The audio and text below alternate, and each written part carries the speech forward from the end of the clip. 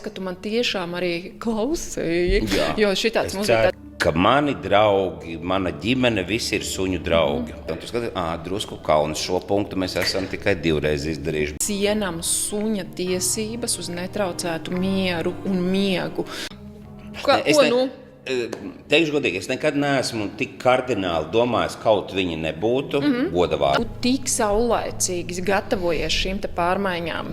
Es vienā brīdī pats tā iedomājos, vai es neesmu drusku sajūtas prātā. Un kā tu saprati un kā tu panāci, ka tev suns sāk uzticēties? Vai viņam šobrīd jūs vēl izmantojat būrīti? Kā jums ir būrīti? Jā, Izmantojat, būris ir drošā vieta. Kādi ir tavi ieteikumi cilvēkiem, kuri plāno adoptēt suni no patvērsmes? Suns gultā vai suns savā vietā?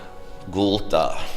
Kas ir lielākie izaicinājumi, ja tev ir vairāk par vienu suni? Es tev sūtīju video. Lielie svētki, es tev vakarā meža zaru atvēru. Jā.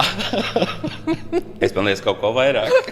Ja jūs savu dzīvnieku mīlat te un te, kas laikam pat ir vissvarīgākais, tad jau viss labi.